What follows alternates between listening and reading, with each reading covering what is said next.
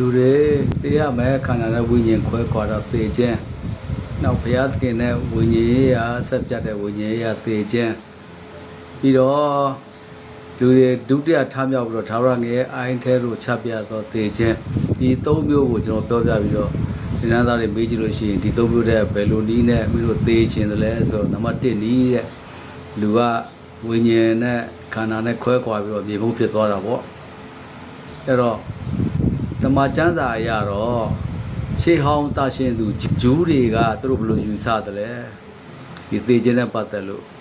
နောက်ဓမ္မသစ်ကျမ်းမှာခရစ်ယာန်တွေကဖျားသားသမီးတွေကသေခြင်းနဲ့ပတ်သက်လို့ဘယ်လိုယူဆတယ်လဲဆိုတာကိုကျွန်တော်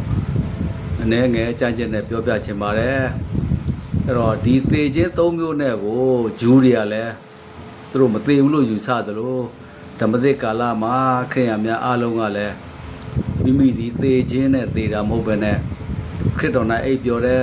ဘုန်းတော်ဝင်စားတယ်လို့သတ်မှတ်ကြတာဒါကြောင့်သေခြင်းကိုကျွန်တော်တို့ညှင်းပယ်ပါတယ်အဲ့တော့ဓမ္မသစ်ကျမ်းထဲမှာကပ္ပဦးကျမ်းခန်းကြီး25ရှစ်မှာအာဗြဟံသည်အသက်ချုပ်၍နေဆဖြစ်တဲ့ဖြစ်မိမိလူမျိုးစည်းဝေးရာသို့ရောက်လေ၏တဲ့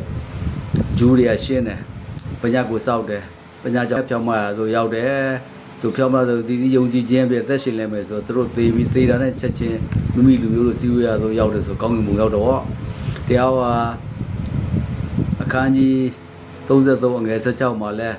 တဖန်မောရှေအားသာရဘုရားကတင်းစီဘိုးဘေးတို့နဲ့အိပ်ပျော်သောအခါတဲ့အဲ့တော့ဘုရားသခင်ကိုယ်တိုင်ကလည်းဒီယူဆကိုထောက်ခံတယ်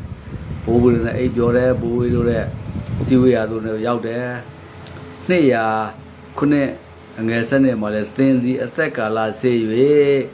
ဘိုးဘေးတို့နဲ့အတူအိပ်ပျော်သောအခါသင်၏သားကိုငါချီးမြှောက်၍တမ်ပယ်ဆောက်စေမယ်ဒါဝိဒ်ကို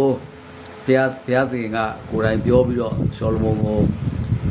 နော်တိဆောက်စေတယ်ဘိုးဘွားတို့နဲ့အိပ်ပျော်သောအခါကိုသတိရပါဓမ္မသစ်ကာလမှာတက်သက်4:14-15ယေရှုသည်ဒေဝိမှတဖန်ထမြောက်တော်မူသည်ကိုငါတို့သည်ယုံလျင်ထိုနည်းတူယေရှု၌အိပ်ပျော်သောသူတို့သည်လည်းထိုသခင်နဲ့သူဘုရားသခင်ပို့ဆောင်တော်မူလိမ့်မည်အဲ့တော့ကျွန်တော်တို့ယေရှုနဲ့အတူထမြောက်မယ်ခရစ်တော်၌အိပ်ပျော်သောသူများယေရှု၌အိပ်ပျော်သောသူများဖြစ်တာကိုကျွန်တော်တို့မှတ်ယူထားပါတယ်သေခြင်းကိုကျွန်တော်ကလုံးဝထဲမတွက်ပါဘူးတိကော55 51 52မှာမဲ့နဲ့နဲသောအရာတစ်ခုကိုငါပြအောင်မယ်ငါတို့ရှိသမျှသည်အိပ်ပျော်ကြမည်မဟုတ်ထမြောက်၍ငါတို့ရှိသမျှသည်ပြောင်းလဲခြင်းသို့ရောက်ရကြမည်တဲ့ခြေဆောင်ခြင်းမှာအသက်ရှင်နေတဲ့ဘုရားသားသမီးတွေခရစ်တော်ကိုဘုရားအဖြစ်မိမိကိုကယ်တင်သောကယ်တင်ရှင်ဖြစ်မှယူယုံကြည်သောသူများတွေကဒီခန္ဓာကိုယ်မကြံခဲ့ပဲနဲ့ဝိညာဏကိုယ်နဲ့အထက်သို့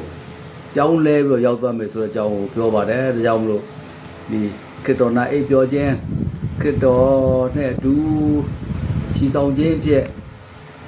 ခရစ်တော်ထံရောက်ရှိခြင်း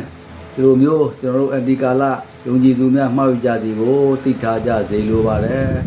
သေခြင်းကိုကျွန်တော်တို့ကမယုံကြည်ပါဘူးအာမင်